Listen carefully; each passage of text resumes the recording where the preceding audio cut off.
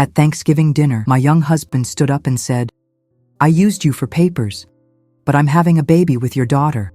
My name is Carol, and I'm 62 years old. For most of my life, I believed that love could find you at any age. I was a widow, living quietly in my suburban home in Ohio when I met David through an online dating site. He was 34, charming, and claimed to be from Romania. But let me be clear, fraud has no nationality. This was one man's choice. He said he worked in engineering, but was struggling with visa issues. I should have known better. But when you're lonely, when your children have moved away and your husband of 30 years has been gone for 3 years, you become vulnerable to pretty words and sweet promises. David had both in abundance. Our relationship moved quickly. Within 6 months, he was talking about marriage. He said he loved my maturity, my stability, my kindness. He made me feel young again, desired again. When he mentioned that marrying me would help with his immigration status, I didn't see it as a red flag. I saw it as destiny bringing us together.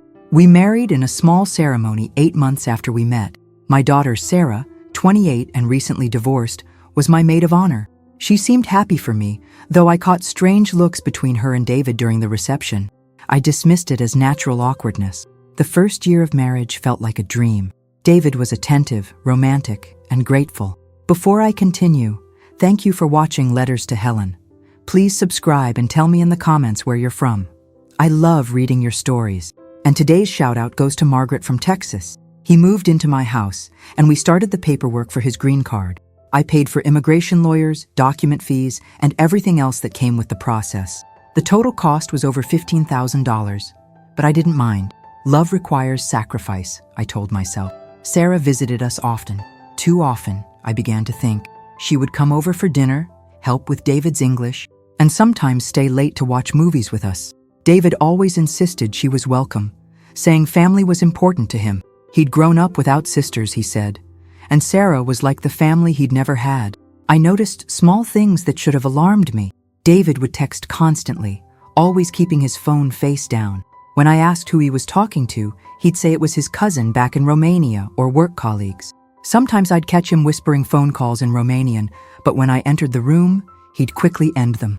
There were financial inconsistencies too. David claimed to work as an engineer consultant, but his paychecks were irregular and small. I found myself paying for everything: groceries, utilities, his car payment, even his clothes. When I gently brought it up, he'd kiss me and say he was working on a big project that would pay well soon. The strangest thing was how close he became with Sarah. They had inside jokes I didn't understand. They would text each other constantly. When I mentioned it to Sarah, she laughed it off, saying they were just becoming good friends. "He's part of the family now, Mom," she'd say. One evening, I came home early from my book club to find David and Sarah sitting very close together on the couch, looking at something on his phone. They jumped apart when they saw me, and David quickly put his phone away. Sarah said they were looking at pictures of Romania, but something about their body language felt wrong. I started paying closer attention. David would shower immediately after Sarah left. Sarah would avoid my eyes after their friendly conversations. They both became secretive about their phones around me. 3 months before that devastating Thanksgiving, I made a discovery that should have changed everything. I was doing laundry and found a receipt in David's pocket for a restaurant I'd never been to. The date was from the previous week when he'd said he was working late. The receipt was for 2 meals, expensive wine, and dessert for 2. When I confronted him, David's explanation was smooth. He'd taken a potential client to dinner, he said. Someone who might give him a big contract. He seemed genuinely confused about why I was upset, and I felt foolish for questioning him. But the seeds of doubt were planted. I started noticing more inconsistencies. David would claim to be at work, but his car would be gone when Sarah supposedly went grocery shopping. They would both return home around the same time, with different explanations for where they'd been. I found a pregnancy test box in Sarah's bathroom trash during one of my visits to her apartment. When I asked her about it, she became flustered and said it belonged to her roommate. But Sarah lived alone. She'd been living alone since her divorce. The green card interview was scheduled for November. David had been in the country for 2 years now, and we were finally at the crucial stage. He was nervous, constantly rehearsing our story, making sure we had photos together from every month of our relationship. He'd made me memorize details about his childhood, his family, his dreams. They'll ask you everything, he'd say, holding my hands. You have to convince them we're real, Carol. Our whole future depends on it. I believed him. I believed in us. 2 weeks before Thanksgiving, I decided to surprise David at his supposed workplace. I'd never visited his office, and I thought it would be romantic to take him lunch. When I arrived at the address he'd given me, I found it was a Starbucks in a strip mall. The manager said no one named David worked there, and no engineering company operated from that location. My hands shook as I called David. He answered on the first ring, sounding rushed. Carol? What's wrong? Where do you actually work, David? There was a long pause. What do you mean? I'm standing at the address you gave me. It's a coffee shop. Another pause, longer this time.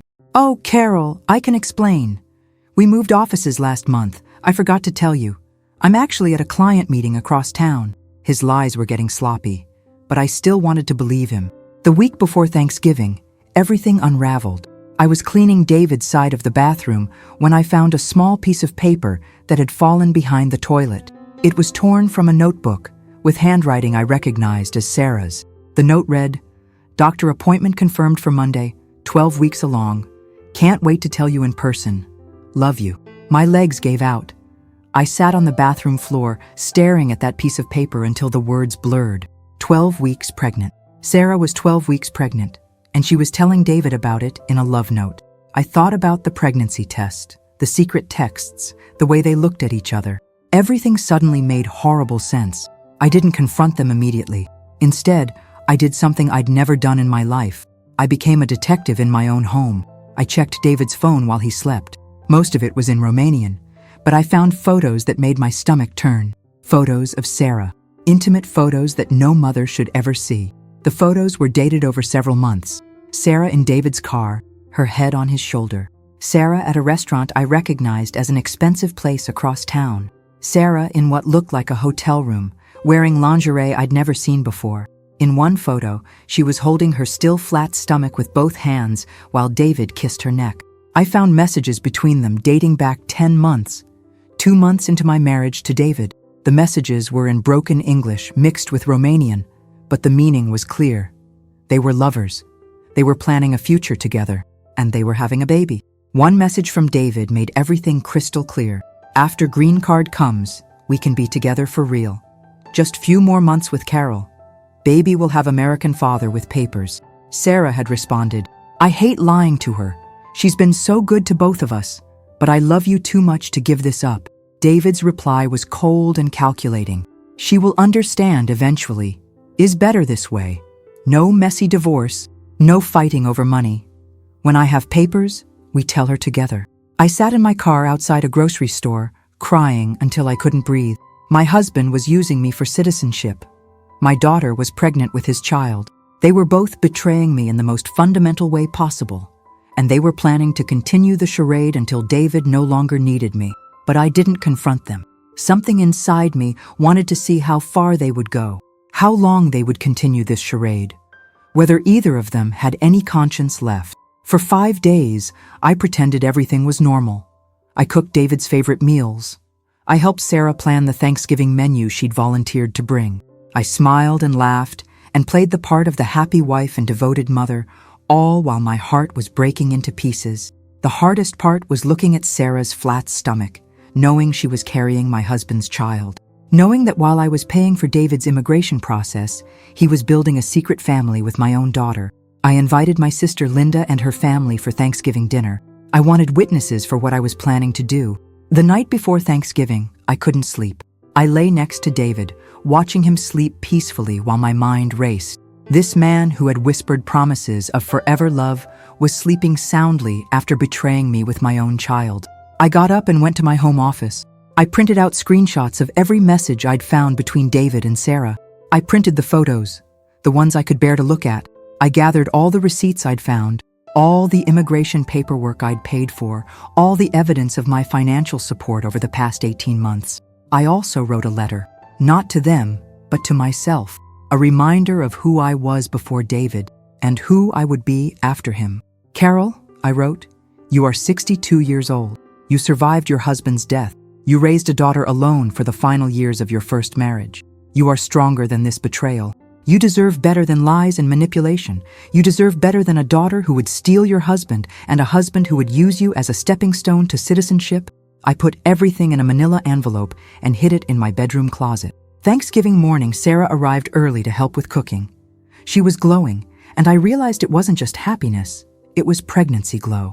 She was carrying my husband's child and helping me cook Thanksgiving dinner as if nothing had happened. "You look beautiful today, sweetheart," I told her, and I meant it.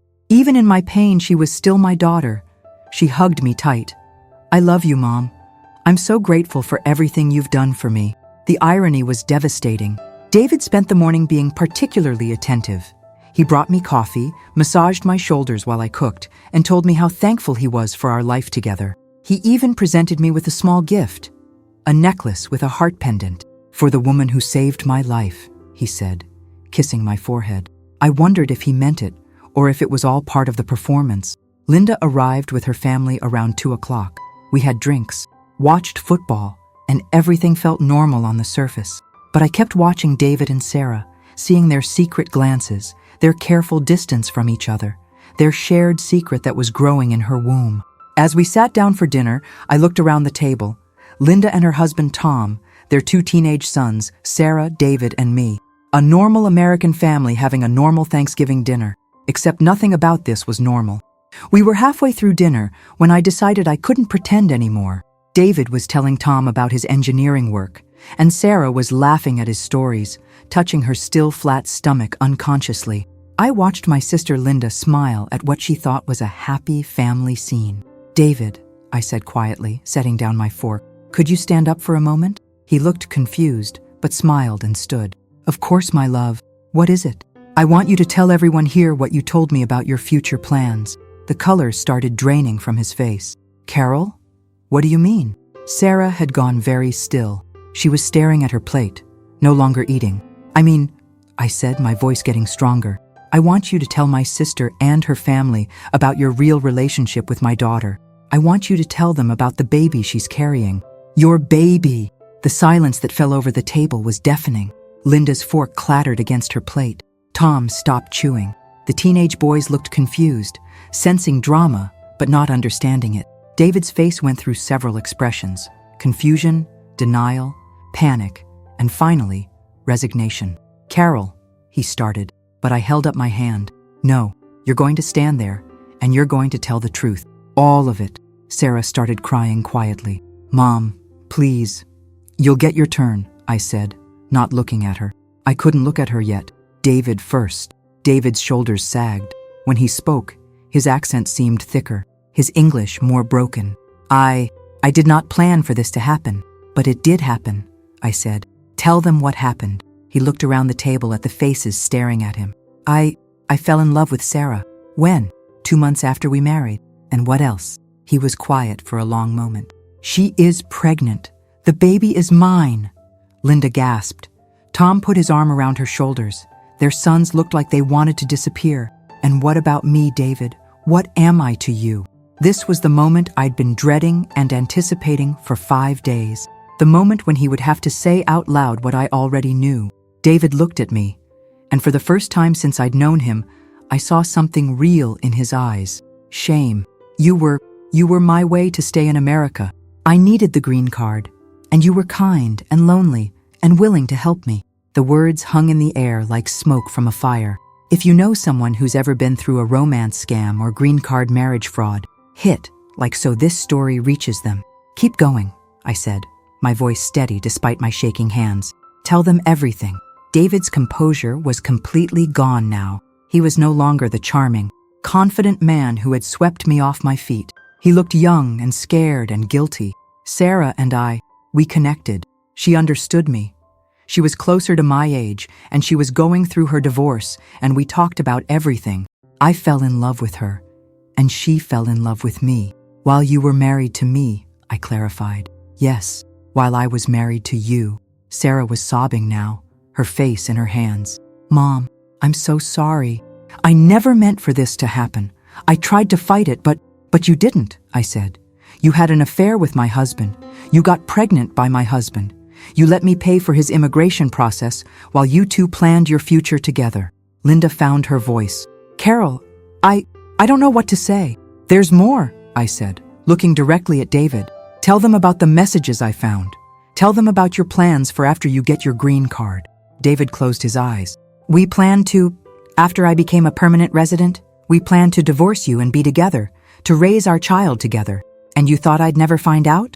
We hoped you would understand eventually, that you would want Sarah to be happy. The audacity of that statement took my breath away. You thought I would understand that my daughter stole my husband and got pregnant by him. Sarah looked up from her hands. Mom, I know how this looks, but we really do love each other. This wasn't just about using you. David really does care about you. Care about me? I laughed, but there was no humor in it. Sarah, he told me he loves my maturity and stability. He told you he loves your youth and understanding. He told the immigration officer we have a deep, committed marriage. Which version is true? David sat back down heavily. I care about both of you. Different kinds of love. No, I said firmly. You don't get to rewrite this as some kind of complicated love story. You used me for citizenship. You manipulated a lonely widow. You seduced my daughter. You planned to discard me once you got what you needed. I reached under my chair and pulled out the manila envelope I'd hidden there before dinner. I found your messages to each other. I found the photos you sent. I know about the doctor's appointments, the secret meetings, the lies you've both been telling me for months. I dumped the contents of the envelope on the table.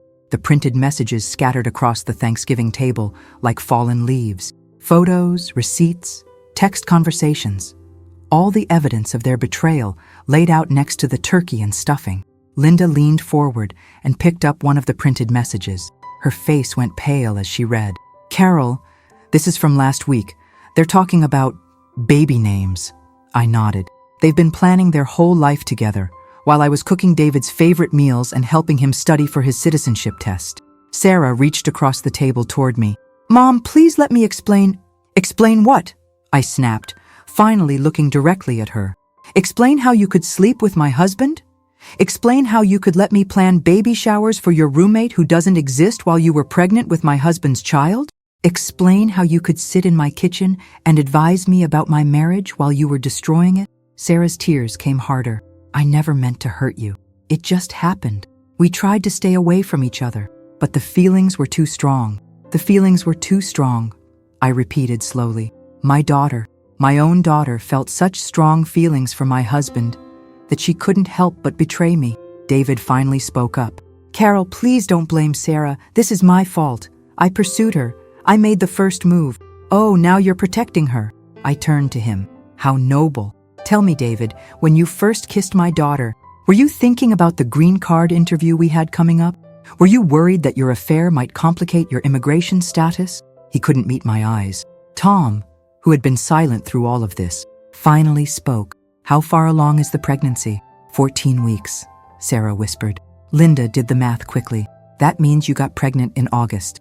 Carol, didn't you and David celebrate your first anniversary in August? The irony was like a knife twisting in my chest. While I was planning a romantic anniversary dinner, my husband was getting my daughter pregnant. The anniversary dinner, I said slowly. You came late, David. You said you were stuck at work. And Sarah, you canceled our lunch that day. You said you weren't feeling well. They both stared at their plates. You were together that day, weren't you? On our anniversary. Sarah nodded miserably. I felt something break inside me that I didn't even know was still intact. I had thought the worst part was the betrayal itself, but this deliberate cruelty on what should have been a sacred day, this was worse. Get out, I said quietly. Carol, David started. Get out, I screamed. Standing up so fast, my chair fell backward. Both of you, get out of my house. Get out of my life. The silence after my outburst was broken only by Sarah's sobbing and the sound of my heavy breathing. Linda's teenage sons looked terrified. Tom was staring at the scattered evidence on the table with a mixture of shock and disgust. David stood up slowly. Carol, we need to talk about this rationally. We have the green card interview next week. If we don't what? I interrupted. If we don't continue this charade, you might get deported? Good. Maybe you should have thought about that before you decided to sleep with my daughter. Mom, Sarah said, standing up and reaching for me. Please, just listen. I stepped away from her. Don't touch me. Don't call me Mom. Mothers don't betray their children the way you've betrayed me. That's not fair, Sarah said, her voice getting defensive. You can't just cut me out of your life. I'm still your daughter. Are you? I asked. Because daughters don't steal their mother's husbands. Daughters don't lie and manipulate and scheme behind their mothers' backs. I don't know what you are, but you're not the daughter I raised. David tried a different approach. Carol, I know you're hurt, but think about this practically. If you sabotage the immigration interview, they'll investigate our marriage. Everyone will know what happened. Your private business will become public record. The threat was barely veiled. He was trying to use my own shame against me, trying to make me complicit in covering up their betrayal to protect my reputation. Are you threatening me, David? I asked quietly. I'm just saying that destroying my immigration status won't undo what's happened. It will just make everything public and humiliating for everyone. Linda stood up abruptly. That's enough. Tom, boys, we're leaving. Carol, do you want to come with us? I looked around the table. The Thanksgiving dinner was ruined, the food getting cold, the family gathering destroyed. But for the first time in months, I felt like I could breathe. No, I said. This is my house. They're the ones who need to leave. Sarah was still crying. Mom, where am I supposed to go? I can't afford my apartment without your help. And if David gets deported, you should have thought about that before you got pregnant by my husband, I said coldly. You're 28 years old, Sarah. You're going to be a mother. Figure it out. David grabbed his coat from the hall closet. I'll be at my friend Marcus's place. When you're ready to discuss this like adults, you know my number. I'll never be ready for that conversation, I told him. After they left, Linda helped me clean up the scattered papers and cold food. We worked in silence for a while before she finally spoke. How long have you known? 5 days, I said. And you planned this? The confrontation at dinner? I nodded. I wanted witnesses. I wanted it to be real and public and impossible to deny. That night, after Linda and her family left, I sat alone in my living room with a glass of wine and looked around at the remnants of my life. Wedding photos of David and me still sat on the mantel. Sarah's graduation picture smiled at me from the bookshelf. Everything looked the same, but everything had changed. I thought about the past 18 months and how completely I'd been fooled. David's romantic gestures, his gratitude, his promises of forever, all of it had been calculated manipulation. He'd studied me like a textbook, learning exactly what a lonely widow needed to hear. And Sarah, my baby girl, who I'd raised alone after her father became distant and cold. I'd sacrificed so much to give her opportunities, to make sure she felt loved and supported. I'd helped her through her divorce, letting her move back home for 6 months, paying for her therapy, holding her while she cried over her ex-husband's betrayal. The irony was suffocating. While I was comforting Sarah about her husband's infidelity, she was planning to commit the same betrayal against me. My phone rang constantly that evening. David called 12 times. Sarah called 8 times. I ignored them all. Linda called once. I answered that one. How are you holding up? She asked. I don't know, I said honestly. I feel like my entire life has been a lie. What are you going to do about the immigration interview? I hadn't thought that far ahead. But as she asked the question, I realized I already knew the answer. I'm going to tell them the truth. Carol, that's going to have serious consequences for David. Good. There was a pause. What about Sarah? If David gets deported, what happens to her and the baby? That question was harder. Sarah had betrayed me, but she was still my daughter. The baby she was carrying was still my grandchild, even if the circumstances of its conception were devastating. I don't know, I admitted. I can't think about that right now. After we hung up, I made a list of practical things I needed to do. Cancel the joint bank accounts, remove David from my insurance policies, contact a divorce lawyer, change the locks, figure out what to do about the immigration interview. But underneath the practical considerations was a deeper question. Who was I now? For 18 months, I'd been David's wife. For 28 years before that, I'd been Sarah's mother. For 30 years before that, I'd been my first husband's wife. I'd spent my entire adult life defining myself in relation to other people, and now those relationships were gone or forever changed. At 62, I had to figure out who Carol was when she wasn't taking care of someone else, wasn't being manipulated by someone else, wasn't being betrayed by someone else. It was terrifying and liberating at the same time. The immigration interview was scheduled for the following Wednesday. On Monday, I called the immigration office and requested to speak with the officer assigned to our case. I told them I had important information that would affect David's application. The interview became an interrogation. I brought all the evidence I'd gathered, the messages, the photos, the timeline of their affair. I explained how David had used our marriage as a stepping stone to citizenship while conducting a relationship with my daughter. The immigration officer, a stern woman named Mrs. Rodriguez, listened without expression as I laid out the whole sordid story. "Mrs. Patterson," she said when I finished, "are you saying that your marriage to Mr. Popescu was fraudulent from the beginning?" "I don't know if it was fraudulent from the beginning," I said honestly, "but it certainly became fraudulent when he decided to have an affair with my daughter and plan a future with her while using me for immigration benefits." David's green card application was denied. He was given 30 days to leave the country voluntarily or face deportation proceedings. He came to the house one last time to collect his belongings. I had Linda there as a witness and for moral support. "I hope you're satisfied," he said bitterly as he packed his clothes. "You've destroyed everything out of spite." "I've told the truth," I corrected him. "You destroyed everything when you decided to sleep with my daughter." "And what about Sarah? What about the baby? You're punishing an innocent child because you're angry at us." That accusation stung because it contained a grain of truth. My actions would have consequences for my grandchild, and that knowledge sat heavy on my conscience. "The child will be fine," I said. "Sarah is an adult with a college degree. She can support herself and her baby. Without your help, without my help." After David left, Sarah tried one more time to reconcile. She came to the house 2 weeks later, her pregnancy just starting to show. I watched her through the front window as she sat in her car for several minutes, clearly gathering courage. When she finally approached the door, I could see she'd been crying. "Mom, I know I hurt you terribly," she said, standing on my front porch because I wouldn't let her inside. "But I'm still your daughter, and this baby is still your grandchild. Don't let David's mistakes destroy our relationship forever." "David's mistakes?" I repeated. "Sarah, you made the choice to have an affair with my husband. You made the choice to lie to me for months. You made the choice to get pregnant by him. These weren't David's mistakes. These were your choices." She was wearing a loose sweater, but I could see the slight curve of her belly underneath. My grandchild was growing inside her, and I felt a war between my maternal instincts and my sense of betrayal. "I know I made terrible choices," she said, tears flowing freely now. "I know I hurt you in the worst possible way. But Mom, I'm 28 years old, and I'm going to be a single mother because of what happened. I need my mom."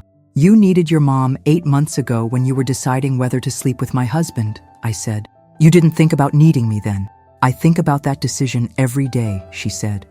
"I wish I could take it back. I wish I'd been stronger, but I can't change what happened. All I can do is ask for your forgiveness." I wanted to forgive her. Every maternal instinct I had was screaming at me to open the door, to hold my daughter, to help her through this difficult time. But every time I looked at her, I saw David's hands on her body. I saw the messages they'd exchanged, the photos they'd taken, the future they'd planned while I paid for their deception. "Sarah," I said, my voice breaking despite my efforts to stay strong. "I carried you for 9 months. I raised you alone when your father worked late every night. I held you when you cried about your ex-husband's betrayal.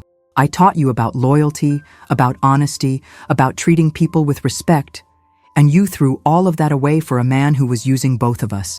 "I know," she whispered. "I know I betrayed everything you taught me."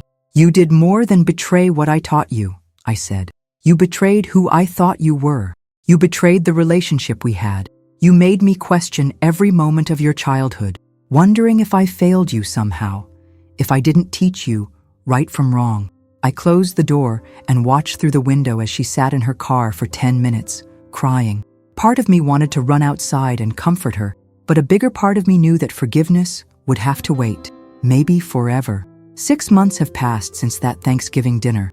David was deported back to Romania in January. I heard through Linda that he tried to take Sarah with him, but she refused to leave the country while pregnant. Sarah had the baby in June, a little girl she named Emma. I know this because Linda told me, not because Sarah called. We haven't spoken since that day on my front porch. Linda shows me photos sometimes, and I see that Emma has David's dark hair and Sarah's green eyes. She's beautiful, and it breaks my heart that I may never know her. The aftermath of that Thanksgiving dinner rippled through our entire family. Linda's boys, who are now 16 and 18, still ask about Aunt Sarah's baby and why I don't see them anymore. Linda has tried to play peacemaker, suggesting family therapy or mediated conversations, but I'm not ready. Maybe I'll never be ready. I've started therapy with a counselor who specializes in betrayal trauma. Dr. Martinez has helped me understand how I became vulnerable to David's manipulation, how my loneliness after my first husband's death made me an easy target for someone who knew exactly what to say. She's also helped me work through the complex grief of losing both a husband and a daughter in one devastating moment. I've also joined a support group for people who've been victims of immigration fraud. I learned that my story isn't unique. There are others who've been used as stepping stones to citizenship, others who've had their kindness and vulnerability exploited by people they thought loved them. Meeting these women has shown me that I'm not naive or foolish. I was targeted by someone who made a career out of manipulation. One woman in our group, Maria, was married to a man from Colombia who left her the day after he received his green card. Another, Janet, discovered her husband from Nigeria had 2 other wives in different states, all helping him with his immigration status. Their stories made me realize that David's betrayal with Sarah was particularly cruel. But the fundamental crime, using marriage as a path to citizenship, was depressingly common. Dr. Martinez has helped me understand that David likely chose me very carefully. He needed someone financially stable, emotionally vulnerable, and legally eligible to sponsor his immigration. My profile on the dating site probably gave him everything he needed to know. Recent widow, financially comfortable, lonely, kind-hearted. I was perfect for his purposes. The hardest part isn't David's betrayal, though that was devastating. The hardest part is losing Sarah. She was my only child, and now she's essentially a stranger to me. I think about Emma sometimes, about the granddaughter I may never know because of the choices her parents made. Linda thinks I'm being too harsh. She believes that forgiveness is important for my own healing, that holding on to anger will only hurt me in the long run. She might be right, but I'm not ready for forgiveness yet. Every time I think about softening my stance, I remember the text messages between them, the photos they took together, the way they planned their future while I paid for David's legal fees. Sarah has reached out several times through Linda. She sent a birth announcement when Emma was born, along with a letter apologizing again and begging me to be part of her daughter's life. She sent photos on Emma's first Christmas, showing a tiny girl in a red velvet dress. She even sent a Mother's Day card this year, with Emma's handprint and a note saying, "From your granddaughter who wants to know you." Each contact breaks my heart a little more, but I can't bring myself to respond. How do you rebuild a relationship with someone who betrayed you so fundamentally? How do you trust someone who spent months lying to your face while carrying your husband's child? But I also think about who I'm becoming in the aftermath of this destruction. For the first time in my adult life, I'm living entirely for myself. I've started taking art classes at the community college. I'm learning to paint watercolors, something I always wanted to try but never had time for when I was taking care of everyone else. I've joined a hiking group for women over 50.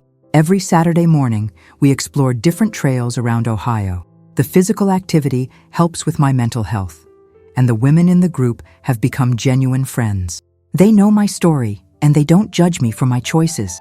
Some of them have their own stories of betrayal and rebuilding. I've even considered selling the house and moving somewhere new, somewhere without memories of betrayal and lies. There's a small town in Colorado that I visited once, where the mountains stretch endlessly and everything feels possible. The idea of starting completely fresh, with no history and no painful associations, becomes more appealing each day. I'm learning that 62 isn't too old to start over. It's not too old to discover who you are when you're not being defined by someone else's needs or manipulation.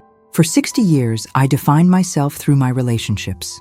Daughter, wife, mother, widow, wife again. Now, for the first time, I'm just Carol. Dr. Martinez says this is healthy, this period of self-discovery. She says many women my age never get the chance to figure out who they are, independent of their family roles. In a twisted way, David and Sarah's betrayal has given me something I never would have pursued on my own: complete freedom to reinvent myself.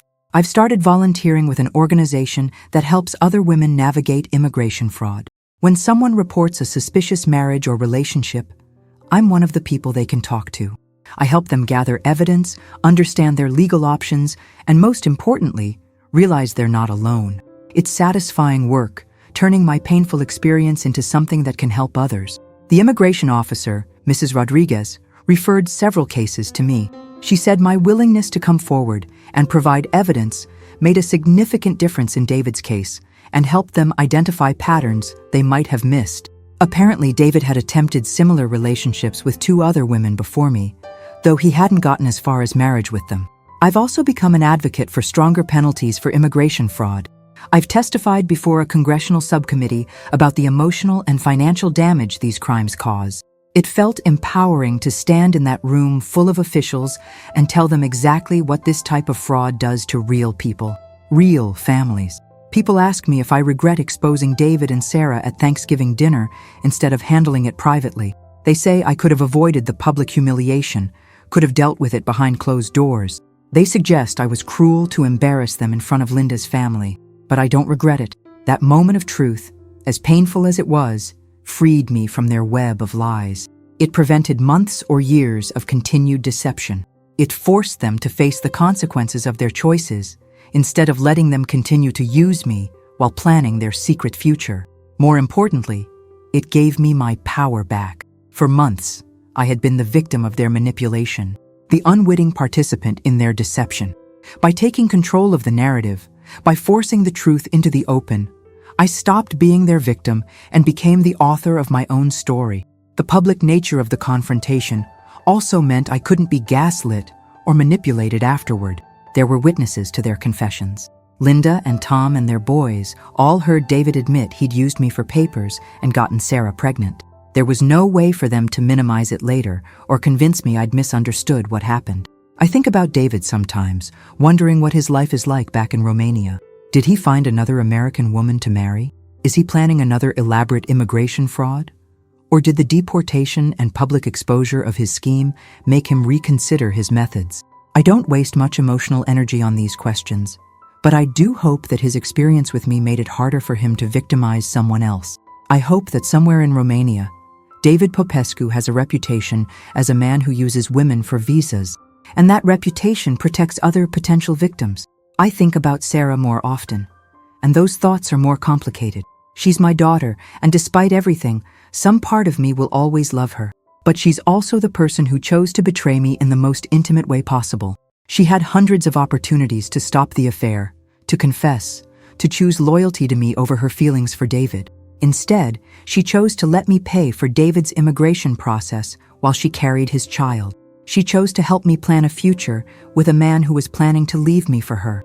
She chose to let me believe in a marriage that was a sham while she built a real relationship with my husband. Those choices have consequences, and one of those consequences is the loss of our relationship. Maybe someday I'll be ready to rebuild something with Sarah, but it won't be the relationship we had before.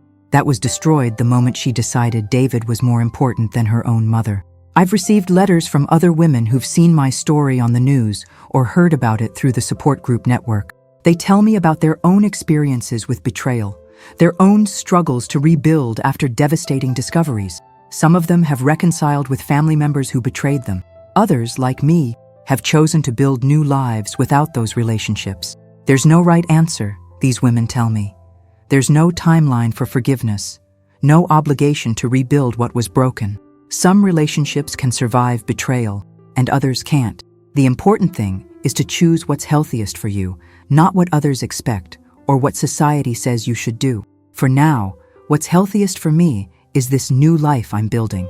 It's smaller than my old life in some ways.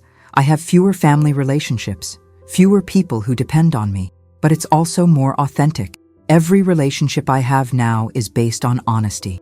Every choice I make is my own, not influenced by manipulation or obligation. Do you think I was right to stand up for myself, or should I have stayed silent? Have you ever faced something like this in your own family? When someone you trust completely betrays you in the most fundamental way, how do you move forward?